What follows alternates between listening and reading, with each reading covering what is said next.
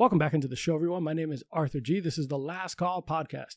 And today we are taking a different approach to the spirits that we're trying. Normally, you guys know that I'm a rum, bourbon, mezcal, all spirits, but I've never really dove into the world of Scotch. Today, I'm honored to bring in Dan Crowell. Dan is a national brand ambassador for Glenmorangie here in the United States, but his journeys into spirits is anything but traditional. He started out in Omaha, Nebraska, studying music and keeping time as a drummer before finding his rhythm in the hospitality industry. Today, he holds some of the most rigorous credentials in the business, including the highly coveted Master of Scotch and a diploma from the Edinburgh Whiskey Academy.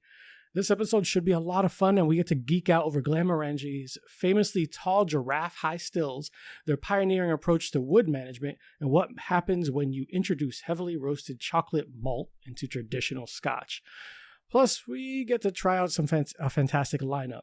I'm really excited to have him on. Dan, welcome to the show. How are you, sir?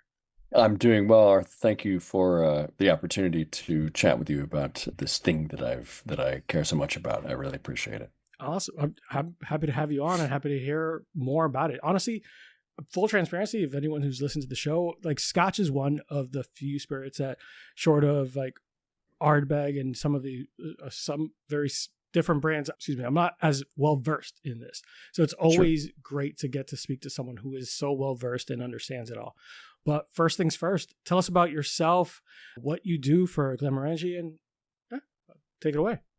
Right on. So I am the U.S. ambassador for Glenmorangie. And before we go down that path, let me just reiterate that although my career has been dedicated to single malt Scotch whiskey, I'm a growing geeky fan of weird rums and mezcals. So I love where you're headed with that. And, it's all that stuff is an expression of place and people and culture and time and history. And each one is representative of a raw ingredient that works well in a certain place. But it's really just people talking to people in liquid form, just like music is people talking to people in sonic form. The ways that these things are communicated there's no need to share a common spoken language in order for the mediums that we're talking about to have an effective communication loop between the producer and consumer.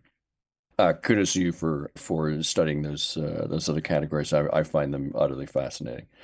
My sort of start with all of this, as you'd mentioned, I went to music school with the intent of being a professional musician, or people go to music school to either teach or play or both.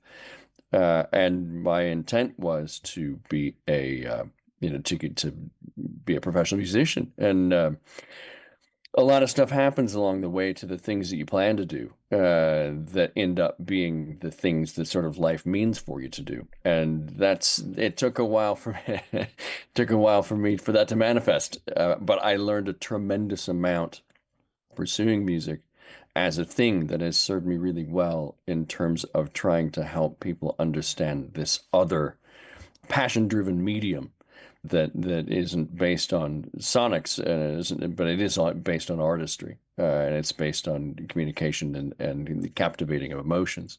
So once that became, it was sort of the crashing and burning of every single one of my plans in terms of music and the business of music, that made me realize that all the things that I had been through in the hospitality industry as a function of supporting my sort of obsession with music had taught me a really well-rounded set of disciplines in terms of manifesting passion and allowing that passion to be a sort of a spiritual guiding force, regardless of whether or not the thing that you set out to do specifically manifests itself in exactly the way that you painted it up with your paint by numbers kit. Passion is the thing that drives the boat, and as long as you are open to the flow of energy that passion delivers to you, and you're at least somewhat willing to let it lead you around by the nose a little, then some really incredible stuff can happen, and that's how that's played itself out for me, which is great. Yeah, it's definitely an interest. I couldn't agree with you more. Even on multiple times where you said that the universal languages are food, spirits, and music. Where I feel that's often very much a placeholder in a like substantial moments in people's lives. So you could remember the song, it takes you to a specific memory or a specific space. The same could be said for a good pour, a good spirit, a good cocktail, because it reminds you of great nights with your friends or family or someone who care about, or just going through some not so great stuff, but it does remind you, it made you stronger or made you the person you are. So definitely, I love that there's kind of a partnership there when that journey from music into something like this. I not to cut you off, but I think that part of that I find myself talking about more and more and more, and this goes back to that idea of sort of pouring your guts into understanding a thing. The more that the technical aspects become clear, the more the philosophical aspects become part of the vernacular of how you communicate it. Like the more I study, the more I end up talking about the sort of the metaphysical opportunity, that crystalline moment in time, the moment of consumption, the moment of that first note that you hear in that track that takes you to a place. No time has passed. It's like quantum mechanics for the soul to a degree. Time doesn't exist in that moment. It just manifests. It is. And you're there, and it's, listening to, let's say it could be anybody. It could be Miles Davis. It could be David Bowie, Prince, whoever. These people have passed away, but they're there in that moment, and the communication is just as fresh as the day that it was laid down. So you get to partake in this moment of immortality, which I think is really restorative and sort of spiritually cleansing, even if, to your point, even if it reminds you of something, it's a song or something that reminds you of heartbreak or some emotionally devastating thing. You survived that. And here you are, on the other side of it, being a surviving, thriving entity who's moving forward, and the resiliency of that moment, the resiliency shown in that moment can really, I think, help to define a person's the shape of their backbone to a degree on the negative side, and on the positive side, the amorphous blob of their spiritual energy just kind of making stuff happen, which I love. Yeah, I completely agree. I think that I would even joke that there are times that those songs when I need motivation to do something differently, or those drinks, or like, hey, kind of just trying to refocus and re-energize myself, or try to put myself in that mind space, is part of the reason why I enjoy spirits so much, and music, obviously, because those are, to your point, transformative, even if it's just for that instance, or even it's a reminder of how far you've come. And when you think about those, like the spirits and the 15 years and the ages and all this and the generations associated with it, you hit it on it perfectly, was that's a story as well, right? You're drinking generations and generations of creators working together and making something that's beautiful and is now in your glass. Right. So did you find that when you went from music and then your approach to hospitality and whiskey and everything, did that kind of all become some perfectly synergistic creature of the now makes who you are? Or was that did those skill sets lend to each other? You don't know it at the time, the things that you're building towards and the skill sets that you're developing that will serve a greater purpose. Greater is not, and greater is, in the eye of the beholder, but a more holistic and comprehensive and evolved purpose the more the time goes by.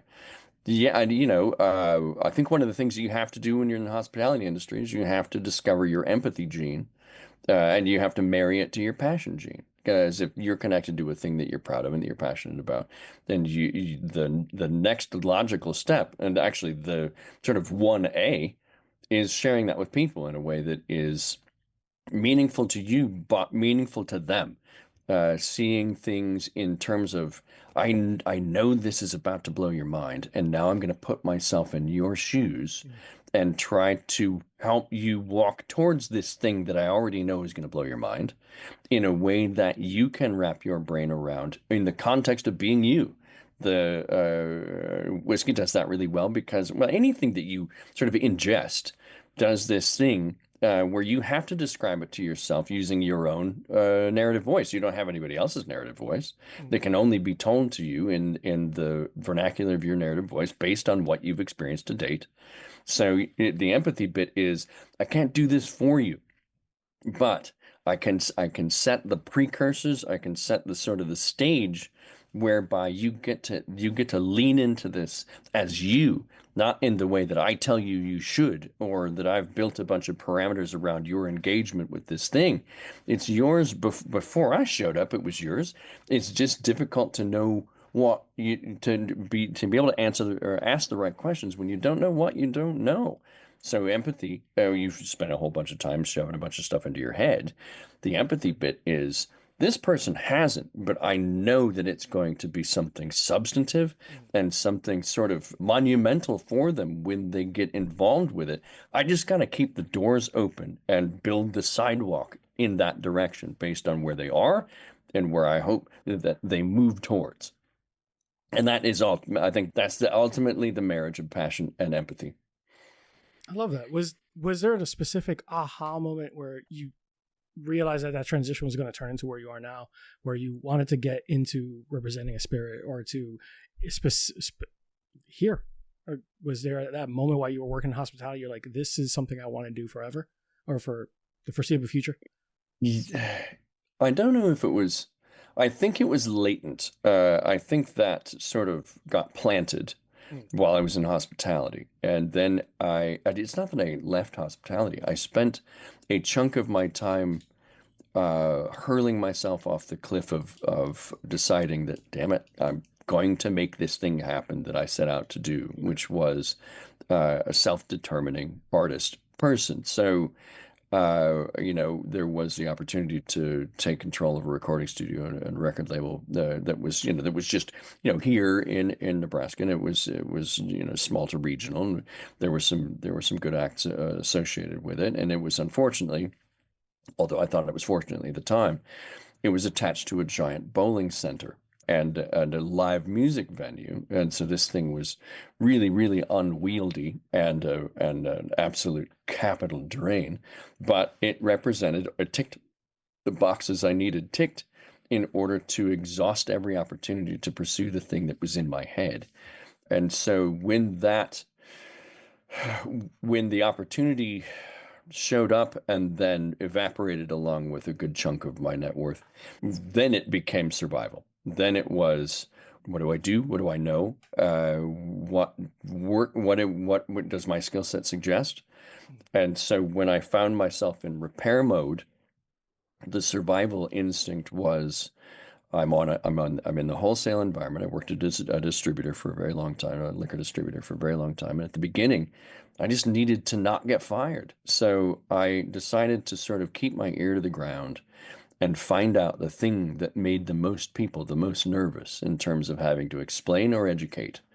And it turned out that it was Scotch whiskey, particularly single malt Scotch whiskey. So my boss at the time gave me a bunch of this is how long ago it was, a bunch of VHS tapes that were produced by, I think it was Pernod Ricard, to be honest. And I went home and I studied them, and what started as survival became, that was the aha, where almost by the end of the first tape it was like, oh, this isn't just surviving, this is thriving, this is going to be thriving. And this medium, this thing, it's not that whole you'll never work a day in your life. It's work. Yeah. But the thing that I knew by the end of tape one was that I didn't have to I had screwed things up in terms of pursuing a thing, lost my ass. It was time to fix it. And the fixing of it didn't have to suck my soul away. I didn't have to walk the plank for the remainder of my waking hours of life. I could do this. I could sink deeply into a passion for this miraculous liquid, and yet still earn a discernible living doing it, as long as I had the passion and the empathy and the skill set to be able to educate in a way that was welcoming and not pontificating and not building barriers and closing doors where I had no right to build barriers and close doors. So it was in that sort of, it wasn't exactly rock bottom. I mean, if you talked to my banker, it was rock bottom, but it was in the moment that I knew survival was possible. I also saw that the future could be really bright, and single malt was what facilitated that. That is a fantastic way, the ending is fantastic. So like the path there was obviously, I think that there's a lot to be said about, we said it earlier, those tragic or those heartbreaking, those tough moments where you have to figure something out. And the fact that you didn't end up in a path where you're like, I'm begrudgingly doing something and this is something you can share, be passionate about and great about. Yep. And I've interacted with a lot of people in the spirits industry, and you could typically tell when someone's not passionate and it's just a check. And, and you don't get that same experience when someone actually cares and they're like, no, I believe in this. I think you need to try this. I think you should, not every spirit's for everybody, but there's that drive, that motivation, and that passion always resonates and sells, but just speaks better to the average consumer, to the consumer. I think so too. I end up using this analogy. I remember watching a documentary, like a nature show, talking about bees and how bees have to relocate from time to time based on either their environment becomes toxic or dangerous or is burned down or whatever it is. Mm-hmm. So the queen and the colony have to move, and so by the time they move, they settle for a second, and then scouts go out and try to find food in that new environment, that potential, that candidate of new environment. So the scouts go out, and the successful scout bees come back to the colony, and the colony knows who the scout bees are, so they all gather around the scout bee that had the most successful time going and finding food, the way that the colony is going to survive. So the bees all make a circle, and the scout bee orients itself in the direction of the food that it found, and then vibrates while it walks towards it. And the other bees are like, that bee has found something cool that way. I want to go there because that's where I'm going to find nourishment that direction. I thought, if I could just walk in a direction while vibrating with the passion of the thing that I know is over there, then it changes the functional dynamics of whiskey education from memorizing lines and saying the right words and key performance indicators and all the soul sucking crap that goes along with marketing in general and corporate, and turn that on its head and extract the toxicity, the potential toxicity of turning people into targeted sacks of money, and instead seeing them for who they are and what you can do to enhance the quality of their lives in that moment. And it's a different way, I think, of handling it. And to your point about harmonic frequencies and the gravity of harmonic frequency, is that people are drawn to passion because there's a lot in functional adult life that is either passionless or a passion pit. So when you see where passion exists, it's like an island, and you're somewhat shipwrecked, and you swim towards the island because there's a life force there that you sort of need. Yeah. And that's what's in the back of my head all the time when I'm talking to people about whiskey. Yeah, I joke. A good friend of mine, David, he jokes about that. He could listen to someone talk about woodworking or something, as long as they're passionate and love it.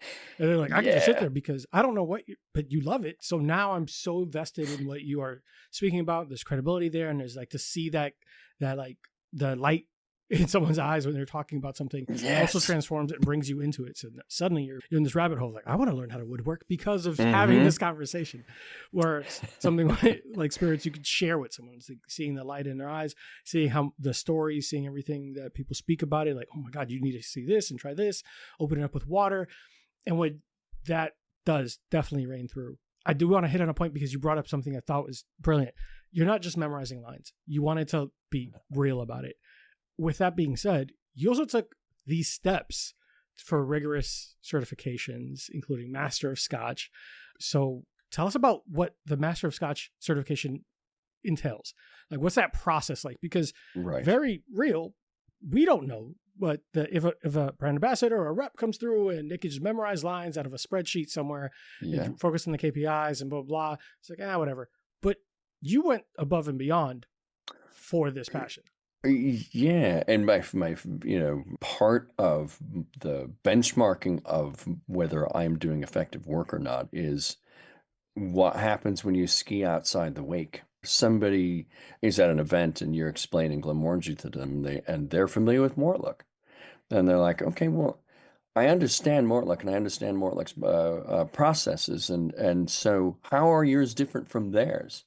Times 160 distilleries. So you've got to know other people's stuff, because if somebody scratches the veneer of what it is that you've memorized, Hmm. then they're going to see the sort of a falsehood behind the mask that is just canned lines. And if you don't have an answer to, well, this is how Mortlock does this, and this is how we do this, and this is what you might run into at Highland Park or Pulteney or whatever, then they're gonna leave feeling like there was a trust, there was a trust bond, a pinky swear that their time was not going to be wasted, and they left with an empty vessel, or at least an emptier vessel than they needed to. So I began to look outside of almost immediately.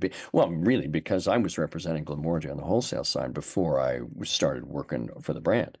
So there was a need to understand the full portfolio, and then you had to go and speak to what your competitors were doing, not because you wanted to dismantle their sales, or that it was some malevolent force. You just wanted to know this retailer, this license holder, because I was one. I was a liquor license holding entity who needed to make it, failed at that, but who needed to make a living from this license.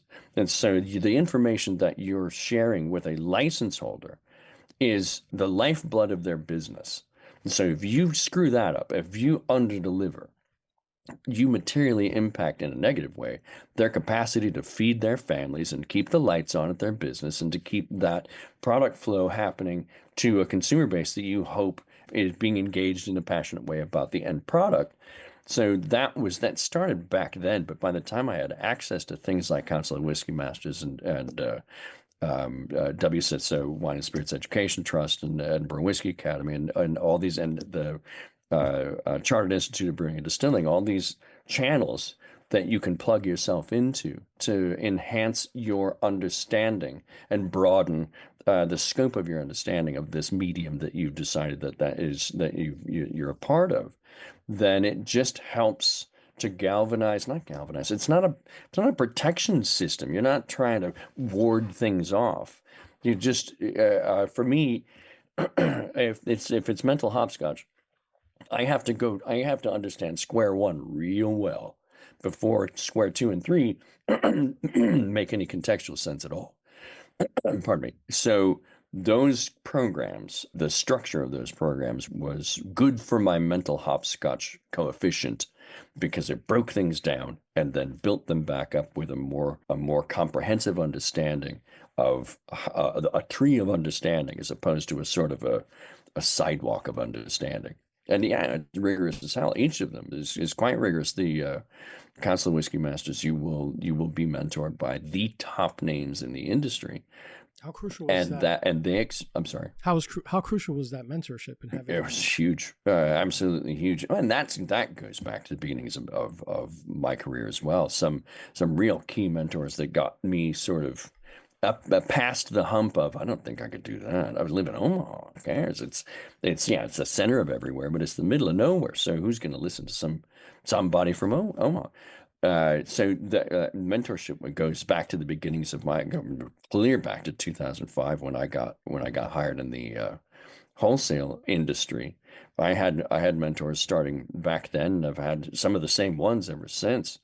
But Council Whiskey Masters in particular is built around mentorship, and mentorship by people whose books you've read, whose videos you've watched, whose feet you've studied at, are there in the room, and they're not just, okay, here's the next thing. They're also on exam day.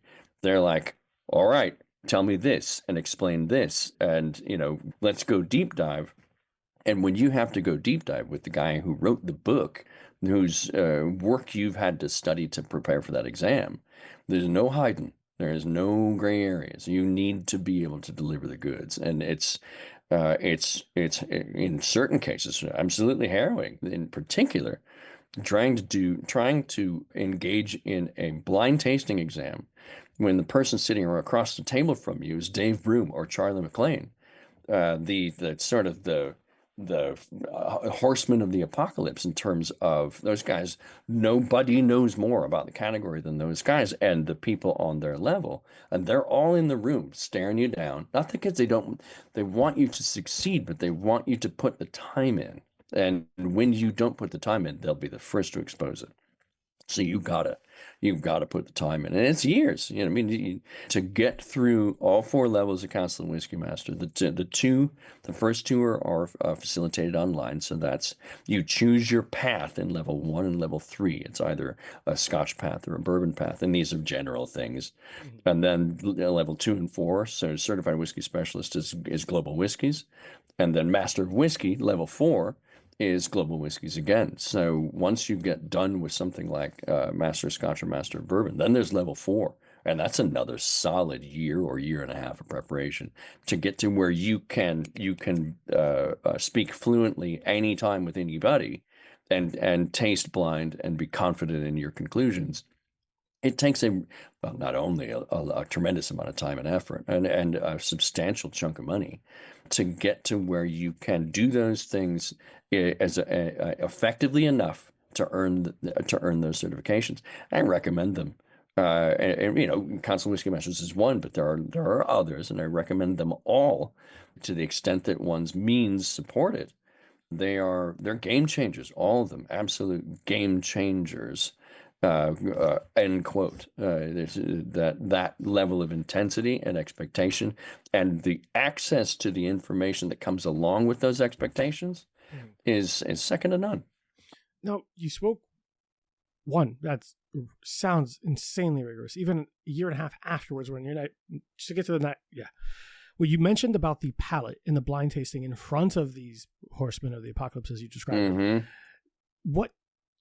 Going from music to hospitality, and not necessarily having all this necessary background, was there an evolution of your palate? Did you have to refine it? Do you have to train it specifically? Look, I'm a layman's. I'm kind of just a casual. I'm a guy who drinks. I know a thing or two, but there's a certain level where you hear these experts talking about leather and tea leaves and chocolate and all. Is there a process, or were you always someone who had a refined palate? There is a process, absolutely. I'm of the opinion that, let's say you just finished your doctorate in music performance, and you're sitting in a Bach concerto with a 5-year-old. You're all hearing the same stuff. It's how much you trained your interpretive voice, the capacity to ingest. Is one thing. The capacity to discern is built, and it takes a lot. It isn't that your palate is not astute. Everybody's palate's pretty damned astute. It's more how aggressive, how thoroughly and intensively have you developed your internal dialogue, and how much have you been able to work through the sort of the insipid nature of confirmation bias. The trouble with knowing what's in front of you before you drink it is that you've already drawn certain conclusions that are going to set up your sensory apparatus to give you messages that fulfill your expectations, not necessarily to give you a clear picture of what's in the glass. So blind tasting, and a lot of it, with as many different configurations of flavor wheels as you can possibly get a hold of, so that you're not sowing the seeds of the bias that particular flavor wheel has built into it. So that it's essentially you're trying to make the full circuit to self-recognition with a hell of a lot more definition. Blind tasting practice, as much as can be injected into your normal life, you will only benefit from a rigorous schedule of blind tasting, especially if you're trying to get ready for an exam based on blind analysis and identification.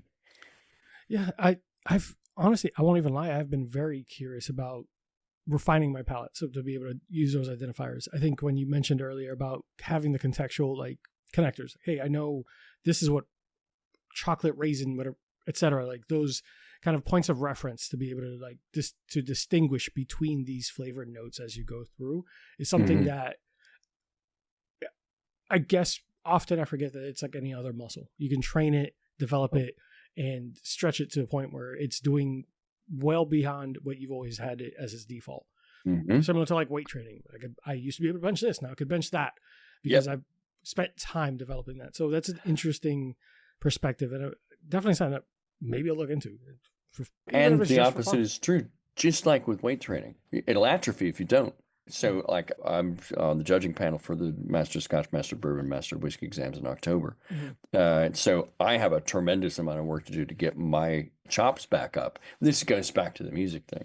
It's working your chops back up, and that's going to take a lot of dedication. It's not as though you don't. It's not as like just like if you played drums and then didn't practice for 6 months, you wouldn't start where you were.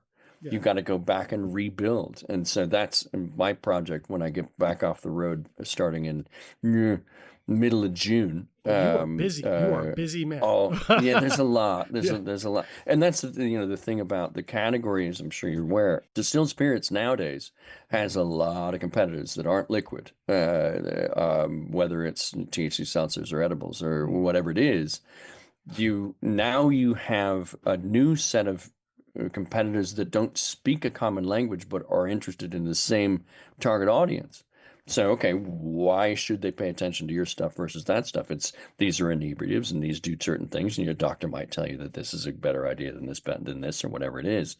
So that constant set of the need to be out there, the market rewards the folks who continue to show up.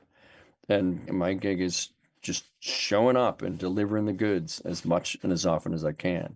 Yeah, that must be exhausting, but I know there's still there's a lot of wins there, right? You see the smile, you see the people, you see the impact, you see those get to enjoy these spirits for the first time, and it's definitely. I feel like that would be one of those industries or businesses that I would enjoy because I could make that memory, create that space for somebody. So definitely understand. It's still work. So anyone at home that is like, oh, he's just driving. No, it's work. Even talking about spirits, it's work. Like this it is.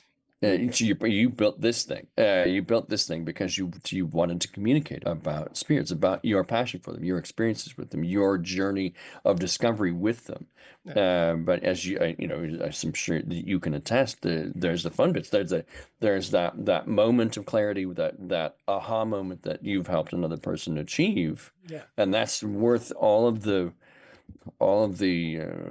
mid-tier at best accommodations that a limited budget can afford, all of the nights and weekends away from home, all of the sort of the discomfort. There was an interview. Charlie Watts has been passed away for a while now, but there was an interview back in the day where they asked him about touring. He said, I love the stage, I love the lights, I love to see the people, I love to play the music. The rest of it I can't stand, and that's not where I'm at. I there are elements of that I enjoy: seeing the country and meeting new people and discovering new cultures and spending time the American version of ancient cities like New Orleans. I mean, old places, even though the country's not that old, and new places and places dominated by cultures that I'm not familiar with, and just learning about how all of that came together. That's all fascinating. It has almost nothing to do with the liquid and the transfer of knowledge about the liquid. It has everything to do with the ingestion of cultural nuance that I think informs the narrative of American whiskey too. If you American spirits output is informed by a pretty broad tapestry of microcultures across a pretty big country. So for me to see and live and sort of eat and breathe and soak up those microcultures, it helps me understand, not know an enemy, because I love all that stuff. It's more a matter of, oh, wow, okay. I don't live in Scotland, and I've been there a lot, but so I understand how those micro dialects could show up. But here I get to live them and watch what happens when you talk about the development of American single malt as a thing, or how Texas might manifest a certain Texasness on the bourbons from Texas versus the bourbons from, say, Wisconsin or something. That's a different, all of that stuff ends up being a reflection of the tapestry of the human condition. All this stuff, all of it is the output of people sharing themselves with other people that builds this sort of giant human Tetris game that you get to sort of explore and understand the more you're in it. Yeah. Actually, so I want to talk a little bit more about Glenmorangie itself. That makes it unique and different. I mean, the brand is recognized. It's the orange bottle, the classic, the original. I know that there's been some changes. Can't wait to talk about that a little bit later. But one of the things that stands out about it, especially when you speak about just single malt Scotch whiskey, is the Giraffe high stills. These, from a technical perspective, like how does the extreme height and copper contact define that lighter floral spirit?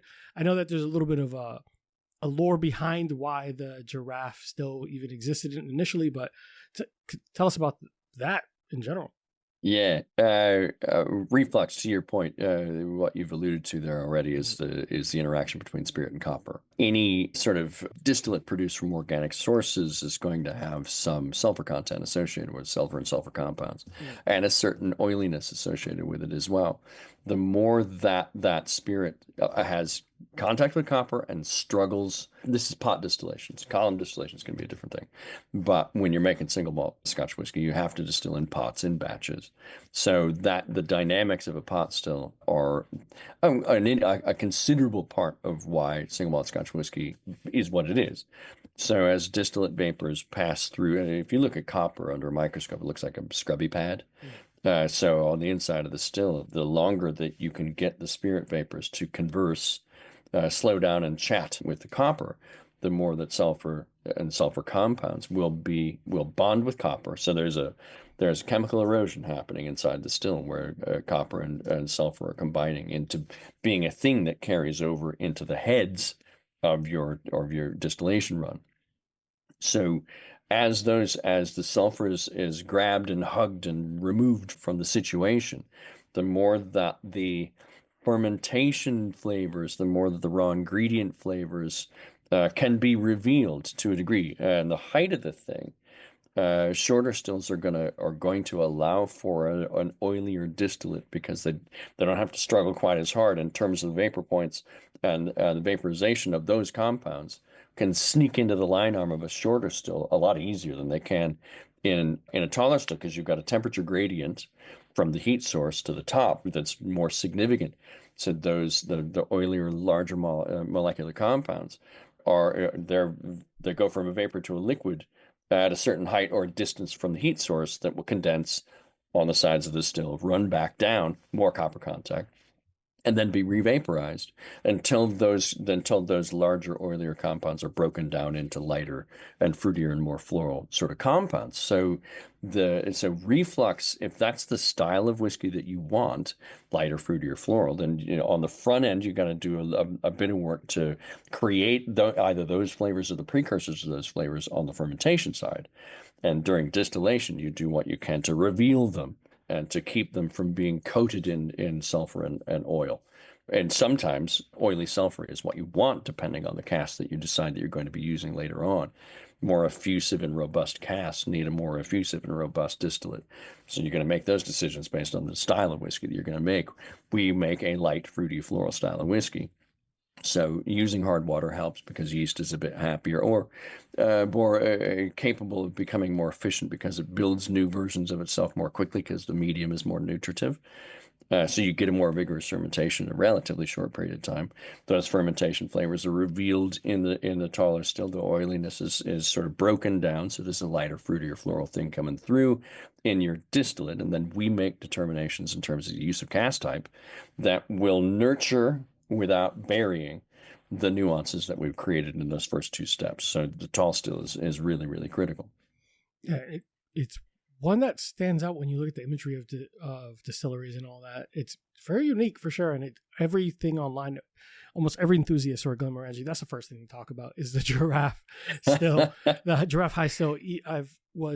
As I looked up a little bit more research, there was it was a group of gentlemen, I don't remember the name of the show, in the very first thing.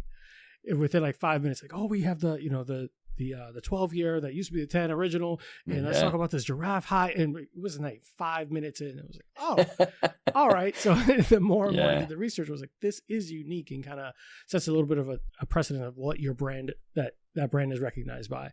And I think that distinguishing factor is also something that makes it a classic, right? I think so. And the talk about going back to my distributor days, some of the things that they smash into your head in terms of sales techniques and so forth actually carry through and are quite useful.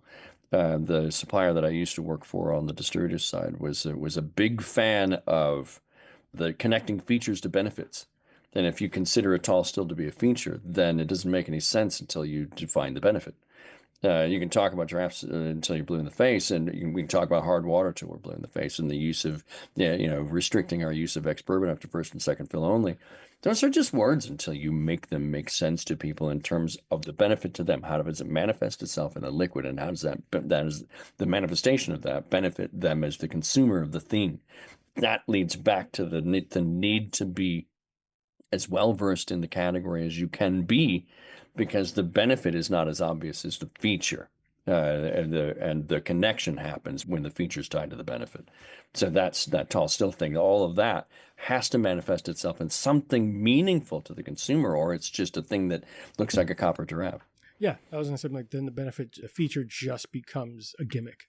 And adds no. It's just a talking point. Yeah, exactly. It's like, you're not any different than this. Tell me why that's this, and when you speak to it, it makes much more sense where your brand would stand out versus someone else's.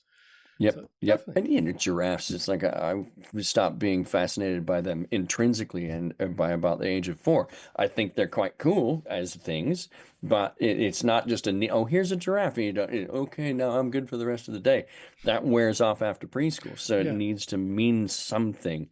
The reference needs to mean something, or it just sounds like one of those canned, memorized, usurious, secretly caustic lines that get you off a hook of having to explain a thing because you've distracted somebody with big, tall, spotty animals. Yeah, I was gonna say, like, I feel like some of those memorized lines that I've heard some reps use before are just those kind of like a bouncing, oh, look over, jingle my keys somewhere else. Look over here because I have no idea how to answer your question. Yep. Like, when I worked in the spirits industry, or like with liquor sales and reps out, they would always, that doesn't mean anything. What you just said meant nothing. It's like, oh, no, it's like, what you just said is exactly the same mash bill like 5 other brands make. So why is yours different? Like, I don't understand why this is a big deal. Yeah. And when you catch them, it's like a deer in headlights. It's like, yep. When you see them in these presentations, and they're usually tied to PowerPoints, and they're usually using the same sort of canned lines about the finest ingredients and the finest casks and all this. Okay, so you're the only distillery that buys the finest casks. Everybody else is the second best. It's fundamental dishonesty, wrapped up as this kind of slogan that, unbeknownst to you, because you've only memorized your lines, everyone else is using the same line. Yeah. So now it's a useless line because now it's just noise, and it exposes you as the somewhat undereducated charlatan that you've accidentally become. Yeah. Yeah, it's funny because we knew the reps that were just like, I don't believe him. Don't let him just bring in a palate of whatever he's telling you. But you spoke about cask maturation. Well, one of the things that we know, especially with all this, the bourbons and whiskeys, everyone that we've had on the show, is that there's a scarcity in kind of like a wood. It's, how can I put this? Making sure that you utilize the resources that are available at the perfect timing is very important to your spirits, especially when you're thinking about, like, people who are very focused on making sure that everything is good for the environment, and we're making sure that we're keeping conscious of those things and not being wasteful and all of the things that make sense, right? We could only use casks so many times, all that. Your brand, we talked about wood managing, and specifically the logistics of transporting, the barrels to prevent sulfur issues so that it's not wasted. Like, why is timing and what goes into that process for them to ensure that time is money? Do I have enough time to waste on an error or just not calculating that time correctly? The greater concern in terms of cask spoilage comes from casks that had previously held either wines or fortified wines, because the ABV was too low to be able to keep mold and bacteria growth at bay. So if you're so if you buy an ex-bourbon oak, there's nothing that the bourbon has left behind that bacteria and mold can snack on. But if you're talking about like sherry casks in particular, the part of the reason that you use a sherry cask is the fond, what the sherry left behind. If you think about it in these terms, how much of the liquid that occupied that cask before is neither alcohol nor water? In the case of wines and fortified wines, there are a lot of things in those liquids that once the alcohol and the water vaporize out, you're left with residual solids. And those solids have a certain level of either sugar or other metabolizable carbohydrates associated with them that mold and bacteria could feed on. Ex-bourbon oak, you're more concerned about whether it dries out before you get it than anything. So they usually put some water in there to keep it from drying out because they're all held together just with pressure. And if the stave seize up, then the pressure goes away and the structural integrity of the cask is shot and all that kind of stuff. But it's really the ones you have to worry about are the casks whose previous occupant was a relatively low ABV compared to distilled spirits, because they're going to have more spoilage issues because there's more about them that was neither alcohol nor water, and that will be left behind in the cask as a dissolved residual solid fund that you, on the plus side, are looking to harvest, which is why you'd use those casks. But on the downside, you're looking to get them quickly and fill them quickly before mold and bacteria get a hold of the inside of that cask. So yeah, in the case of sherry cask, port cask, wine casks of any kind, you got to go. You got to get those in, and you got to fill them quick, because you don't want to have to rely on sulfur treatments and sulfur candling and anything like that, because that's going to affect the flavor outcome more so than a lot more than you want it to, because now you're, as a distiller, now you're having to work around an impediment as opposed to working with a conducive medium. You're having to drive around the accident on the interstate as opposed to just driving down the interstate. And so, yeah, you've got to be conscious of that stuff. And there are, in Europe, Spain in particular, the coopers that create the producers of the casks that the bulk of the industry uses are very much aware of that situation. So the shipping time from beginning to end is quite rapid. And when we're getting a hold of so especially casks or casks that we'd never used before, the sourcing of those casks is a rush ship situation for sure when we're talking about wines, fortified wines, and non-distilled spirits cask types. It has to be fast, to your point, where you've got mold problems for sure. But on the ex-bourbon oak side, it's not as big a deal as the cask drying out. And with the ex-bourbon barrels, you only use those twice, correct, to get the... We do, that's true. Once we're done with them, they'll go, not all of them, but an appropriate chunk of them will go to Ardbeg for a third fill. So Ardbeg is one of those distillates that if Glenmorangie is a distillate that you handle with a certain kid glovery, then Ardbeg, you bludgeon it, and it still is whatever the hell it wants to be. You can club that thing to just into submission, and it still won't submit, which is one of the things that I love about Ardbeg. Ardbeg is more Ardbeggy than it's just sort of, oh, that's what you want me to do? We'll see. Stubborn spirit. Yeah, it is, and I respect the hell out of it for that reason. It's not that Glenmorangie lays down and plays dead. It's just that it rewards one's capacity to work with it in a nuanced and subtle way. It's easy. It would be easy to overwhelm it with superfluous or unartistically applied cask influence, which is what Bill's job is. Dr. Bill Lemsner, our master distiller, who happens to be master distiller for Ardbeg as well. So he's got to go from white gloves to boxing gloves, moving from distillery to distillery in terms of the creative process. He's also the one who pioneered the extra maturation in the 1980s and 90s. He took the bones of what already existed and expanded the daylights out of it. So when he arrived at Glenmorangie in 1995, the first whiskey that Glenmorangie produced that met the criteria for being a wood finish whiskey was released in 1987. So it was a thing that Glenmorangie had been toying with, an idea that they'd been toying with. Bill showed up and saw the potentials and expanded it to the nth degree. So when he sometimes, and he'll bristle at it, sometimes he gets credit as being the father of wood finishing. He just took a thing and made it big time. I mean, it wasn't a thing that he invented. He just saw significant benefit, significant potential upside to the enhancement of the creative process. A lot more tools in the toolbox. A palette with a hell of a lot more colors associated with it, which was, of course, going to feed his artistic sense a whole lot more sort of goodies. So there's a goodie that I did see online as well. I think I'm pronouncing it Signet. Signet, nice, well done, yeah. So it's a high roasted chocolate malt with a roasted espresso or something. I was reading online, which as a guy who loves his coffee, really excited me to hear about this. So what is Signet exactly? Signet, it's difficult to put Signet on a petri dish and tell you everything about it, because the whiskey creation team at Glenmorangie, which includes Dr. Bill Lumsden and our master blender Julian McDonald, there are at least a couple components of what becomes Signet that they ain't telling anybody about. And it's a competitive chip. Of course. The card up the sleeve. I can tell you the bulk of what's happening there.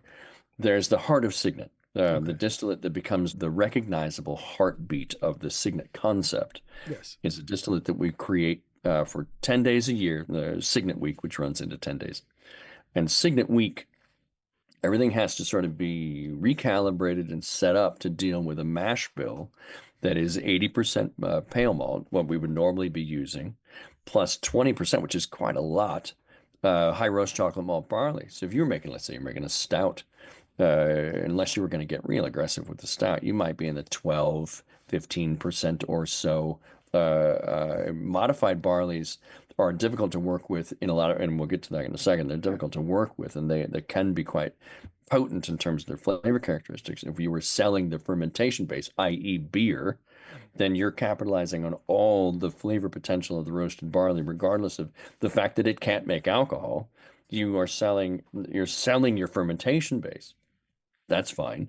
But if you're using modified barleys and you have to rely on the volatilization or the vaporization of flavor characteristics from roasted barley to make it into your distillate, then you've got to be pretty careful, and you've got to kind of load the box a bit and use a bit more. The trouble with using more modified barleys, more Maillard reaction or heat degradation byproduct barleys, is that you increasingly destroy their capacity to produce alcohol.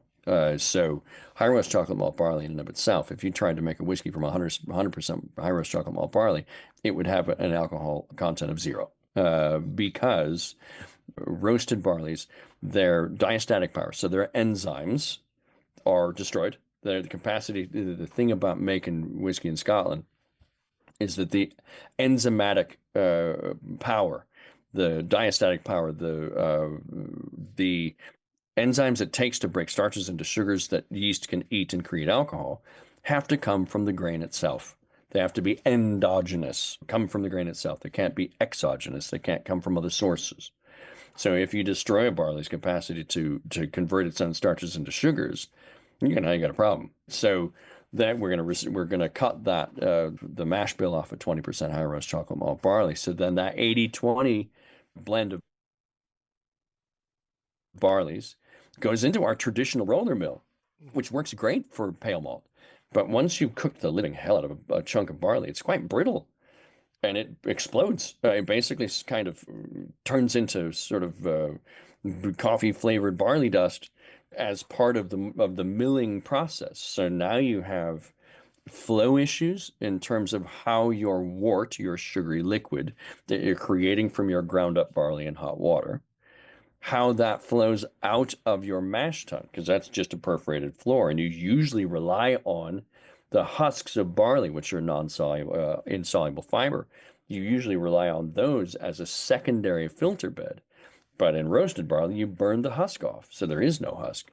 So now you've got your mash that's not cooperating, your flow rate out of your mash tun that can be quite difficult. So you're gonna have to mess with the rate that your mash rate moves around and the depth, and so you're gonna need full outer tun and all that kind of stuff to make sure that your mash tun flow rate doesn't get stuck. A stuck mash is a very expensive and useless thing. So that becomes an issue. And then in fermentation, because 20% of that malt can't produce alcohol, then your ABV yield in terms of what fermentation is going to produce in terms of target ABV that then you're going to distill is going to be lower by a factor of approximately 20%, regardless of how long you ferment it. So it becomes, if you haven't seen the suggested retail price of Signet, at least part of that reflects then it's expensive as hell to make. So, a bottle sitting on the shelf at $260 or $270, depending on your market, that has no age statement, that tells you almost nothing about itself, and you can hardly see. That's a fairly, let's take some hubris on our part. But the way that whiskey is assembled is unique to it. There is nothing like it in the production of Scotch whiskey, and that surprises even Dr. Bill, which is at least part of why the sleeves are up, the cards up the sleeve. But nobody's trying to duplicate it, which is quite pleasant for us, but also quite surprising. So you've got your core distillate that you make for 10 days a year, and if you happen to find yourself at the distillery during Signet Week, the fermenters look like they're full of Guinness, and the whole place smells like a coffee shop. I love Guinness and I love coffee. So, yeah, and you'd love it if you can nail Signet Week, which I think is around May-ish or something, maybe around now-ish. I'd have to verify that. If you decide you're going to go, we'll try to target it. But once that distillate is created, that will become, after maturation, that will become one of 7 or 8-ish whiskeys that become assembled. The assemblage of Signet is 7 or 8 singular Glenmorangie component whiskeys that are then woven together to become Signet, some of which are very old, some of which have seen a significant amount of time in Oloroso sherry cask after primary maturation, ex-bourbon oak, some made from barley that we've grown ourselves on our own on the Cadwell fields, some that sits in what are known somewhat confusingly as Glenmorangie designer cask, which could be another entire episode, and then at least 2 components that the whiskey creation team ain't telling anybody about. So then that gets vatted, cut to 46 ABV, not chill filtered, and out the door is Signet. That sounds delicious. And it's fantastic. There's nothing like it, and it's really it's a delicious dram. It's one that when the first time you have Signet, it's almost like, okay, the portion of my life that existed before this moment was that portion, and now the rest of it is sort of the after Signet, Life after Signet. Exactly. A whole separate documentary for 2026. It's like, Totally. I want to talk to you about what happened to me before. Yeah, those were dark times. No pun dark intended, times before today. Everything else was culmination of everything that got me here. But that's awesome. But it sounds delicious, and I won't lie to you. I didn't look at the retail. I just went right now. I was like, I don't know. It's probably in the budget. No, but it sounds amazing, and it sounds very unique. And to your point, I haven't seen anything else like this. But let's talk about those statements that we do have in front of us. Oh, yes. And the ones that let's start with the infamous or famous, the original 12. Mm-hmm. Now, I did end up taken care of a little bit. Wait, which camera knows better? Good. Yeah. Oh, there it is. Nice. And currently right now drinking the 15. Oh, beautiful. That's fantastic. So everyone at home, I've had more than I expected to already. Keep sneaking it. Lisanta will do that to you. It encourages a second dram of course, very nicely. But talk to us about the 12. I have had the 12 in the past, but it used to be the 10, so the flagship has moved. So tell us about that a little bit. It has, and that's to have a thing be a thing for 70 years straight. Glenmorangie was associated with a 10-year-old product as its flagship for 70 years before 2020, late 2024 came along, and it became a 12. And there wasn't a lot of fanfare associated with it. It was just all of a sudden the number changed, but there was a hell of a lot of grappling going on the whiskey creation team side. If you think about, so Glenmorangie is 183 years old this year. Over the course of its lifespan, it has been one of those distilleries that has looked to the future as we're convinced that our best days lie ahead. We've done some fantastic things, but the minute that we believe that our best days are behind us, the minute that the evolutionary process no longer makes sense. And sometimes whiskey, particularly Scotch whiskey, is seen as this crystalline sort of the mosquito and amber on the end of David Attenborough's cane. Jurassic Park, great reference. It isn't. Yeah, it doesn't have to be that. I mean, there are some distilleries who take care of that. They stay home and they do the thing that Springbank jumps into my head because they do what they've always done. Not that they're innovation free. They've done some really, really cool stuff that they didn't do 200 years ago. But if you go there and you look at their processes and you talk to their people, very little has changed in the way that they make whiskey at Springbank. And I went to Springbank school in 2022. And I found it utterly fascinating. It looked like a sort of a Victorian era workhouse, and they work you to the bone, and you're just 10 hours a day, and you're soaked, even through your high vis is like draining soaked, because it's all manual. There's really no real automation happening there. The mash rakes, sure, but in terms of people power, make Springbank happen. And so they've taken care of they are the stewards of the past, and that's great. What we've done at Glenmorangie is to continue this purposeful, slow, but stepped evolution moving forward. If you think about the flagship expression of Glenmorangie, it tends to be the basis by which we create new sort of variations on that. If that's the theme, Glenmorangie Original 12, or original is the theme, then a good chunk of what we do is variations on that theme. So in the process of evolution, if your theme doesn't evolve, then you're a bit tethered to its stationary motion. So it became time, after year 181 and a half had gone by, to look deep into the soul of Glenmorangie and decide what the next purposeful, slow, stepped evolutionary process was for the flagship, because it had been 70 years since it had been looked at. So that became not just 2 more years how to do it.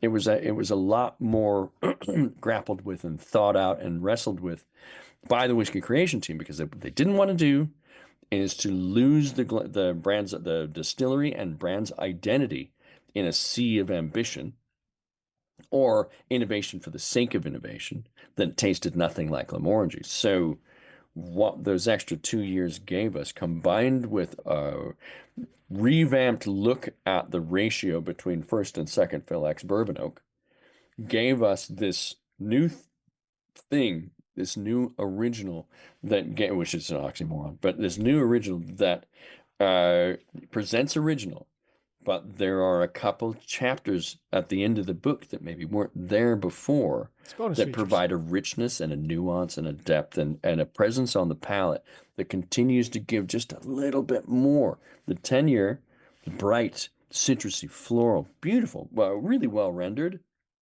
just enough sweetness, a ton of approachability. This is those things that are a little more rounded, a little more comfortable in their own skin, a little bit more patient in the urgency with which they deliver their messaging, and then just a little bit more stratification of complexity towards the mid palate back that you might not have run into quite as effusively in the 10-year. Okay. And did you feel that most consumers initially were kind of like hesitant, like, what are we doing here? Did you have to win over those people that loved the original, or was that an easy, they knew the brand, they trust the brand, and it was just simple for them to accept? Because I know some people just don't like change. There are some people out there that hate change. They don't. The hardcore Glenmo folks, there was some talking and discussing and experiential tasting that needed to happen.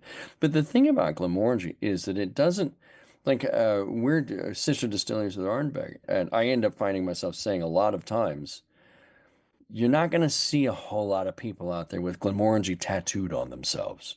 but you're going to see a hell of a lot of people with Ardbeg tattooed on themselves because it's a little bit more like like tandem hang gliding with somebody with thousands of hours of hang gliding experience is Glenmo. Straight up skydiving, first time by yourself, sort of flirting with the forces beyond the known. That's Ardbeg. It is the intensity. It's not cheating death, but when you taste it, you can't untaste Ardbeg. That's one of the things that Ardbeg talks about a lot. There's an intensity there there's an urgency associated with Ardbeg, and there's a patience associated with Glenmo that keeps Glenmo from being tattooed on people's souls. It speaks to them, but it doesn't, and Ardbeg doesn't scream at them either. But Ardbeg is in the room if they feel like screaming. There's a catharsis that happens when you drink Ardbeg that I think there's a harmony that happens when you drink Glenmo. There's a catharsis that happens when you drink Ardbeg. So so the number of people who are upset about the 10 going to a 12, those people aren't necessarily wired to pitch a giant fit. And we have to unflatter ourselves that being the number 4 single malt in the world is a bit like finishing 4th at the Olympics. Everybody knows the first 3. So as much as a lot of people know what Glenmorangie is, there's the target on our back is smaller. The ubiquitous knownness of the brand is lower. So we can do things like that. And we've sort of set of expectations up that we evolve, that not shape shift and that we're flighty and we can't commit to anything, but that Bill is an artist, that he answers to Bill. And he's always going to put something in a bottle that's going to be extraordinary. So we got less pushback and more, all right, let's see. We'll see how this goes. And generally, it's been quite a positive thing for most consumers, I think. Okay. And with our next age statement, that also got bumped up 2 years with the La Santa. Mm-hmm. It did, yeah. And 3 years, it says. I have yes, and the cask makeup changed too. We didn't tell anybody that, but we're telling you now. I was like, yeah, not that it's like the big reveal, but going back to when we were talking about the first wood-finished whiskey, marketed as a wood-finished whiskey, was Glenmorangie 1963 that was released in 1987. The Balvenie guys are going to tune into this and scream about how much I'm not telling people that they did it first. So I'm going to tell them they did it first. Glenmorangie Balvenie Classic was the first secondary matured single malt Scotch whiskey released. They didn't tell anybody because they knew they'd get in trouble with the SWA. So they just did it, and they didn't tell anybody, and that was fine. It was fine. We did it and told people, got in trouble, and marketed and coined the phrase wood-finished whiskey. So we were the first to release a wood-finished whiskey, marketed as wood-finished whiskey. They were the first to do it, but they didn't tell anybody. And that's okay. 2 different sets of motivation. So when the 63 came out, the secondary cask type was Oloroso. So it was ex-bourbon, long time, Oloroso for 18 months at the end. That's been the sort of the first variant of Glenmorangie was ex-bourbon oak into Oloroso. This, the 15-year, returns to that. We had dialed in some PX to go with the Oloroso in about 2017 or so, when it was still a 12-year. But in the 15, we returned to the roots of Glenmorangie finished in sherry cask by getting rid of the PX sherry influence and focusing on first fill Oloroso only. It also serves that sort of the narrative of knowing what you're talking about for the sake of the consumer. Sherry isn't just sherry. Sherry is a lot of things.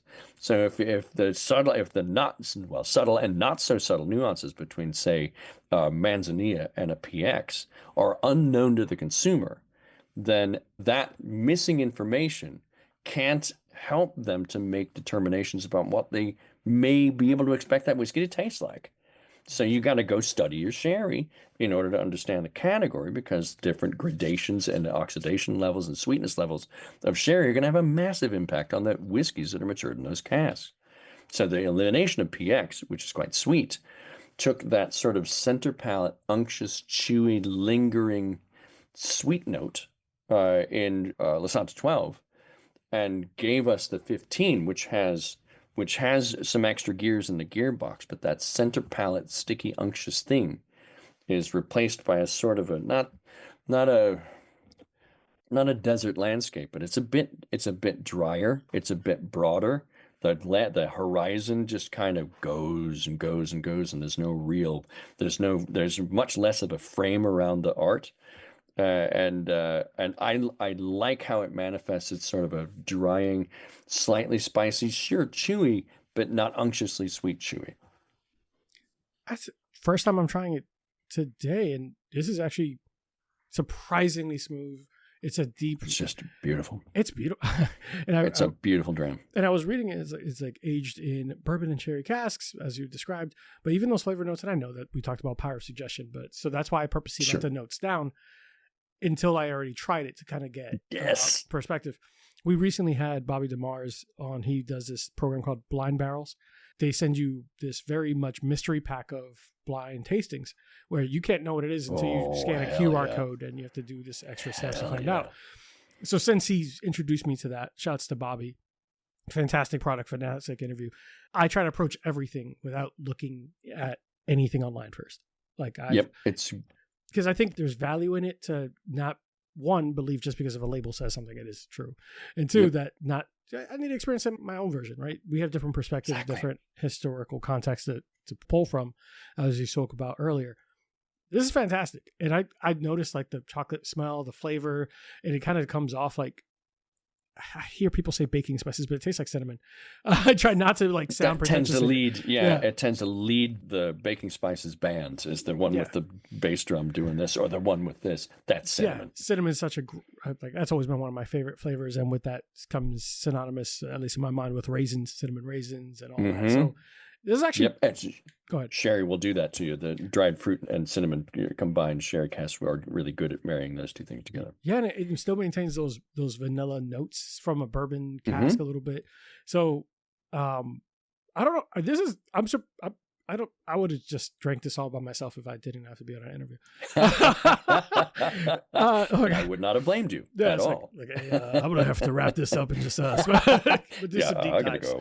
I have to do a deep dive into this. But yes, definitely fantastic. So and this is not even because not because you're here. If anyone's not tried this and you're a bourbon enthusiast, try this. 100%. I strongly recommend. Good. I'm glad you're liking it. I'm a big fan of what we've done with the 15. I loved and respected the 12. I find myself craving the 15, which is, I think, is a different engagement level for me. It's delicious. But I was torn because the next one was the triple cask because I didn't want to open two at a time. I didn't want to. It is a weekday. It is. Damn it. You're right. Exactly. But so when I saw that it says like bourbon, new charred oak, and rye for the triple cask reserve. I'm a massive rye fan. How does blending those three very distinct woods in just mash bills and flavor profiles, how does that work? How does that become a thing? Yeah, it's a great question because to your point, those two cask types tend to be giant highway flares for American whiskey in terms of flavor characteristics, color characteristics, aromatic characteristics. Those tend to be the big highway road flares that move in that direction. What we did not want to do is to put a thing in a bottle that masqueraded as American whiskey with the word Glenmorangie on it. There would be no point in that. American whiskey makers make American whiskey. It'd almost be mocking. It'd make us sound like ridiculous in an impossible attempt to mock a thing we couldn't recreate if we tried. So what we wanted to do, one of the things I'm proudest of about Glenmorangie is that it is a very wide open doorway to the category of single malt Scotch whiskey, which doesn't always have the widest open door. So we invite a lot of people into the category by providing a big padded open and throw rose petals at their feet and invite them in. This thing invites people from a category that isn't us into the category that is us with at least a couple of flags of familiarity. Glenmorangie presented with, I recognize dill or something. I recognize that herbal spice that I might run into in my favorite rye, but it's not overwhelming. I recognize a slightly elevated, maybe a vanilla toasted coconut sea salt caramel thing that comes from the new oak that makes me as an American whiskey drinker slightly more comfortable in an unfamiliar territory. All we're really trying to do is to open the doors even a bit wider and to give folks in, particularly in the American whiskey category, consumers of American whiskeys, give them someplace comfortable to sit down in our living room. I love that because, to your point, there are people who are looking for some familiar taste or flavor profile. Yeah. So if you, and I also like experimenting, right? You have to try some new things. So there's a aspect of curiosity there. It's like, what the heck? What is this all about? And also the familiarity. Like, well, at least if you're a big rye enthusiast, it's going to attract you, and you're going to sit there and go, at least hey, let's give it a try. I know I like high rise. I know I like this. I know I like this, and you can kind of gravitate towards it. But it seemed very different. I know that we talked earlier about pushing boundaries and some of the things that Glenmorangie does. There are certain runs and I guess special releases that I found really interesting. Tale of Tokyo, Tale of the Forest, and getting creative. What stood out about Tale of Tokyo and Tale of the Forest, and how does that balance from you as you described it? It's traditional. It's Glenmorangie's known. Ardbeg is screaming and jumping, free diving. Glenmorangie is very practical. I'm not practical. I would hate to say practical. But still, no. I mean, I get where you're going with that. Yeah, practical sounds boring, but it's not. Steadfast. Maybe. Yeah. Better, way better. How do you think? What is a Tale of Tokyo and a Tale of the Forest? We'll start with A Tale of the Forest because it was probably the most befuddling, baffling interface that we've created in quite some time. Okay. The whole idea. So, Dr. Bill is an intellectually restless creature. He is interested in what has yet to be known and what has yet to be accomplished or attempted. He's also a relatively robust contrarian. So if someone says it can't happen, that's the first thing he's going to prove can happen. I like him already. The third thing that he does is he carries very little fear of anything around in his soul and in his creative process. So in the case of, let's just take peat, for example. People who love Glenmorangie tend not to necessarily love peated whiskey. People who love peated whiskey tend not to drink a tremendous amount of Glenmorangie. So when you produce a peated Glenmorangie, you appeal to Bill, basically. So what he did there was, I want to try a thing. We've done lightly peated Glenmorangie in the past, and they've been quite good. As a matter of fact, if you go back to pre-1980, when Glenmorangie had its own malting floors, those old school Glenmos have a hint of smoke in them because there would have been some peat that would have driven the thermal resources that would have been used to run the malting floors of Glenmorangie. He decided, all right, I'm going to lightly peat some Glenmorangie barley, but here's a thing I've never tried. What if I surreptitiously discussed with the malting agency inserting some things into the kiln that wouldn't normally be inserted into the kiln, knowing full well that we were going to take a ration of crap for it, which we did from the SWA in particular, the Scotch Whisky Association. Oh. So he convinced them to toss juniper berries and birch bark and heather blossoms in the kiln with the peat. Where the way that barley works is as long as the husk is wet, the smoke will permeate the husk, and then over the course of creating your mash, since that's the insoluble fiber element, your mash liquid ends up draining through the husks. And then you drag all of that interesting stuff out, all those compounds out of the husk and impart it into your fermentation base. So, yeah, peat, sure. But also the flavor of juniper berries and heather blossoms and birch bark. Juniper, it turns out, juniper oil is quite flammable. So his thought was, you can't tell me that in the 1680s or whatever, any time between 1494 and the advent of modern distillation practice, that flammable things wouldn't have ended up in kilns or to dry barley. Can't tell me that. And this stuff all exists naturally in Scotland. So somebody did this at some point. Yeah. I want to do it again to see what happens. So the result, A Tale of the Forest, bottle at 46 ABV, was matured in a combination of ex-bourbon oak and Oloroso casks, but it was a barley story first and foremost. It was about what had happened in the kilning phase of the barley. We wanted to preserve that in the final product. So what comes out of the bottle for me tastes a little bit like you combined a lightly peated single malt Scotch whiskey with a barrel-aged Dutch Genever. You sort of jam them together into this thing. It was polarizing. I will be the first to admit that it was maybe the most polarizing whiskey that we've produced in my career at Glenmorangie. So people either loved it or they really didn't. I was one of the people who really loved it. And the thing about those limited time offerings, the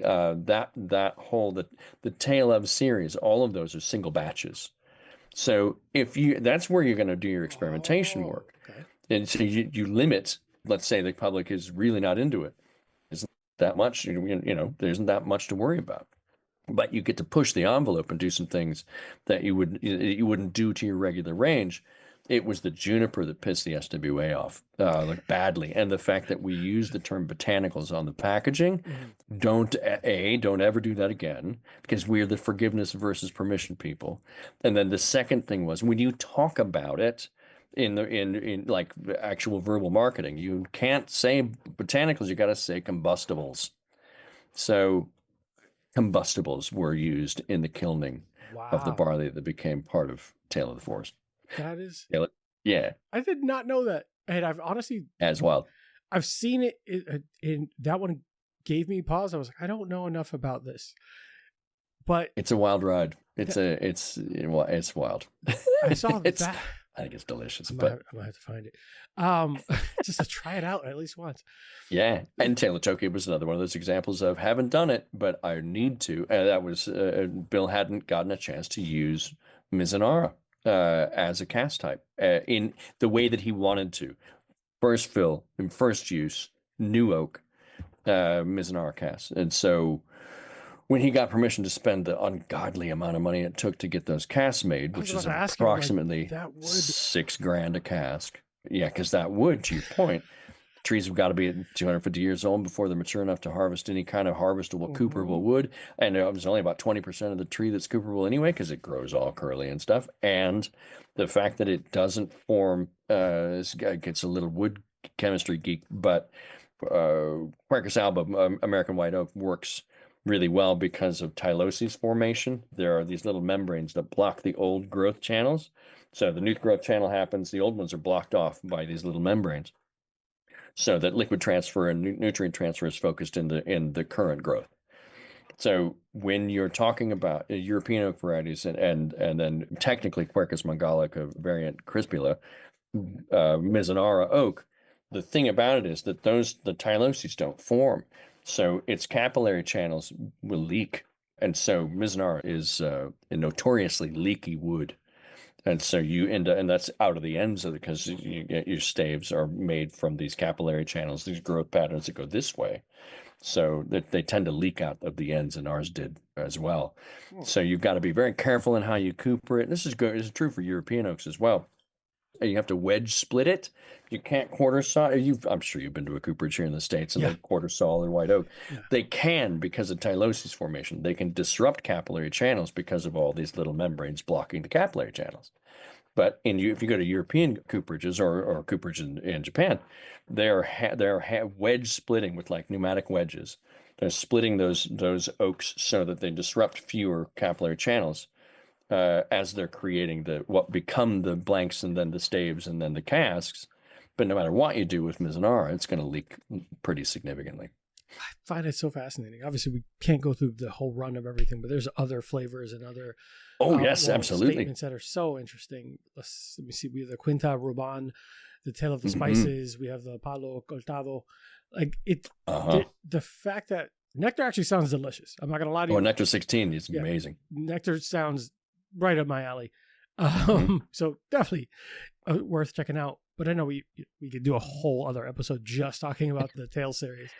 As we close out, I do have some some rapid fire questions I'd like to ask you guys, but specifically for you, if you had to pair the 18-year-old dram with any specific album or legendary drum track, what would you be listening to? And You sent me that question, and I've been thinking about it nonstop ever since. Because it's like I it's love like those choosing Then I sent you the right question. Yes, absolutely. It's like choosing amongst your children, kind of a thing. If I had to Everyone has a pick favorite one, kid.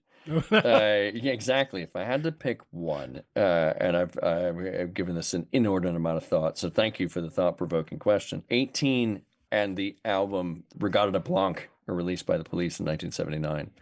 There's space in that record, particularly the track Walking on the Moon. Okay. When I consume 18 year, from the moment it hits my palate, the gravity goes away. I become weightless, and I'm just sort of floating there in this moment that gives me this sort of semblance of the cosmos in my head. You know, the borders are gone, and time is gone, and gravity is gone, and terrestrial anything is gone. You're hanging there in this void, this extraordinarily beautiful void.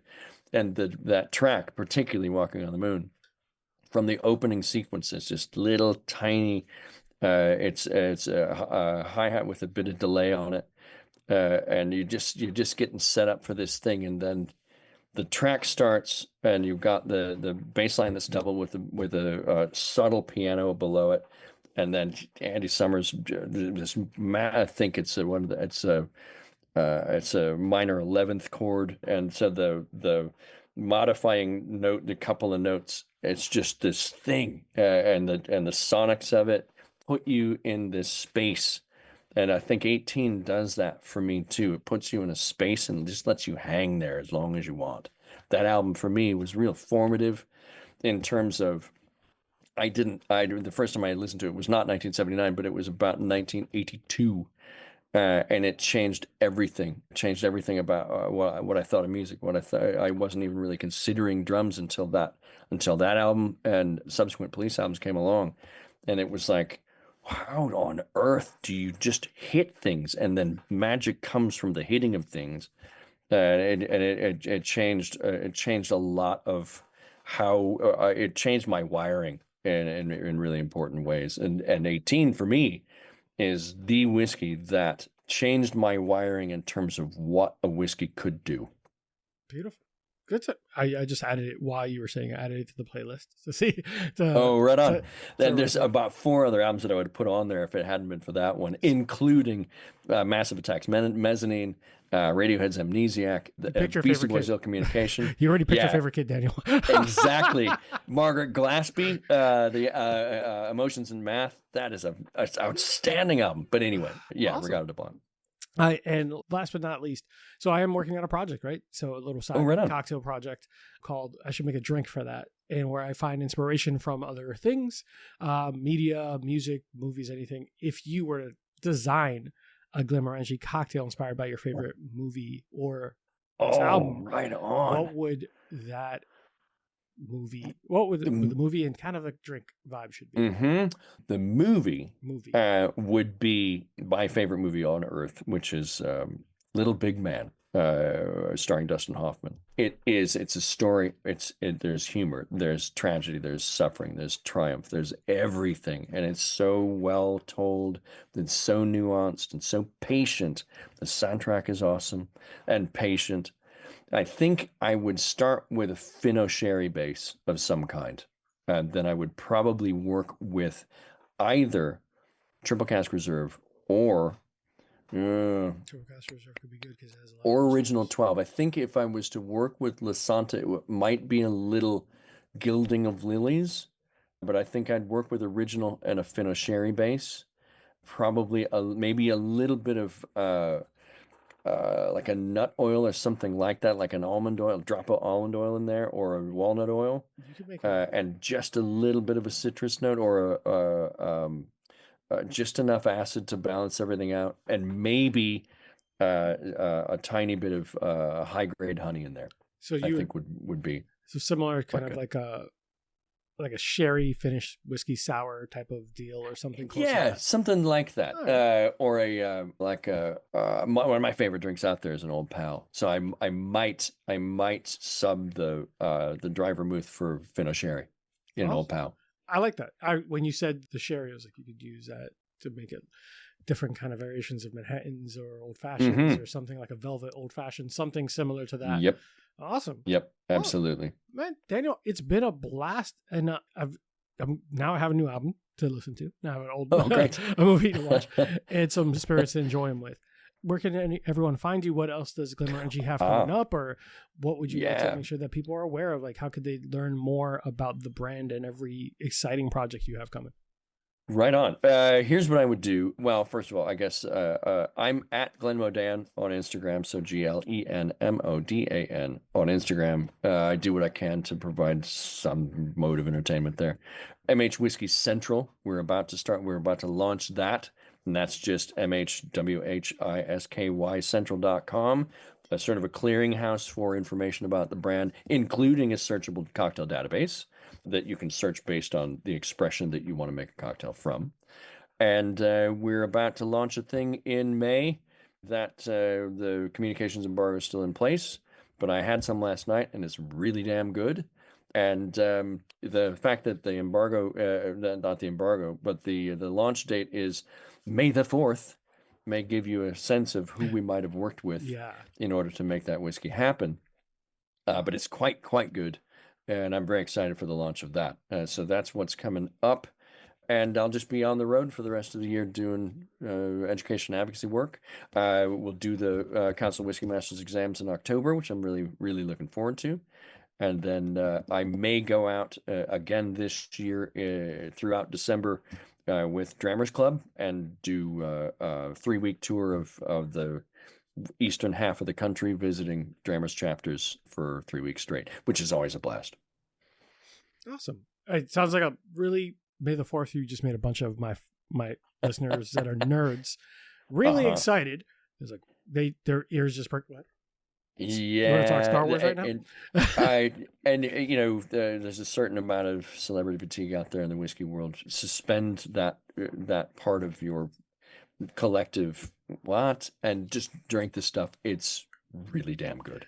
Yeah, I could imagine that. There's some fatigue there for sure. We've spoken about it before, but not to get into that other. There's a lot. There's another episode you could easily dig into there. Exactly, Dan. It has been so much fun having you on. For those at home, make sure that you give Glenmo Dan on Instagram a follow, and make sure that you check him out when he is on the road. If he stops in at Florida, I'm going to make sure I stop by and check him out and say hi and shake hands in real life. Where are you based? I'm in Tampa on Friday. I'm in Orlando. Oh, damn it. Friday. Okay. Yeah, we'll talk about it after. Okay, right on. Perfect. But perfect. Guys, make sure that you like, subscribe, share the show with your friends, give a 5-star review. If you have any ideas or concepts you'd like to make sure I put in my upcoming series for this summer, I should make a drink to that. Let me know. I'm always looking for suggestions and for random bouts of inspiration. As always, drink responsibly, be good to each other, drive safe, don't do anything wild, and take care of yourselves. See you guys next week. Bye, everyone. Thanks, everyone. Hey guys, today's episode is brought to you by Burn Termite and Pest Control. I first met Joe Byrne on Full Frontal Nerdity Show and decided to give his company a try. They have been the best pest service I've ever had, from flexible scheduling, attention to detail, fair pricing, and everything you love about a small business. I highly recommend Joe Byrne and Burn Termite and Pest Control. It's a family-owned and operated business with over 30 years of experience in termite and pest. You can reach Burn Termite and Pest Control at 321-297-7985. Once again, 321-297-7985. And let them know Bourbon and Bullshit sent you. Thanks, guys. See you next time.